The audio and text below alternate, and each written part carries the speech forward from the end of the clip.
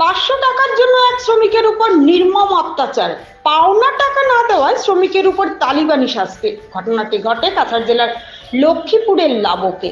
ঘটনার বিবরণে জানা যায় যে লাবক অঞ্চলে থাকা এসবিআই ইট ভাট্টার স্বত্বাধিকারী মণিমোহন সিং স্থানীয় শ্রমিক রাজুরি নামের এক ব্যক্তিকে মাত্র 500 টাকার জন্য নির্মম অত্যাচার চালায়। গত মঙ্গলবার রাজুরি মণিমোহন সিং এর থেকে 500 টাকা ধার নিয়েছিল, কিন্তু সময় মতো ধারের টাকা দিতে না পারায় মণিমোহন রাজুরিকে আটক করে প্রথমে মারপিট করেন এবং তারপর নিজের ছোট গাড়ির সাথে বেঁধে টানতে থাকেন। এই তালিবানি শাস্তির ফলে রাজুরি গুরুতর আহত হয়।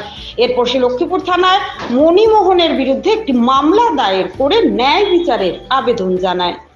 তোমার লগে কালকে ঘটনা কে করছিল এটা? মণিমোহন মণিমোহন কোন জায়গায় বাসা তার?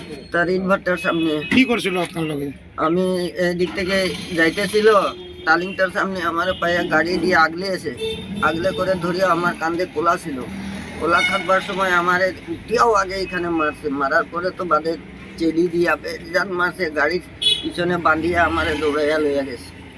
আচ্ছা, কি কারণে আপনার এরকম করছে মানে হে পয়সা পাইতো, আর আমরা চাই যে আমরা জামুনতলার ধান কাটি আমরা খারিজ করে দিছি। এ মাত্র খালি হে পাইবার ভিতরে খালি 500 টাকা পাই, আমি এটা জানা আছে।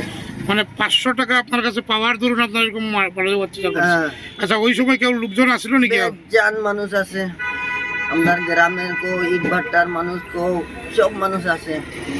টানিয়া ঘরে লইয়া গেল, হাত বান্ধিয়া ওইখানে গিয়া তার ছোট ভাইও আমার এইদিকে লাত মারছে। কি নাম ওনার ছোট ভাই? সুজিত। সুজিত। আচ্ছা, মণিমোহন যে আপনার কাছে টাকা 500 পাইতো করি আপনার এরকম করছে? হ্যাঁ, কবের ঘটনা এটা? এটা কালকে 4টার সময়। আচ্ছা, এই বিষয়ে লক্ষ্মীপুর থানাতে আপনারা জানাইছেন নি? আমি তো হিলতেই পারছি না, খালি তোমার ঘরে গেছি আর ঘর থেকে আর কোনো দিকে হিলতে পারি না।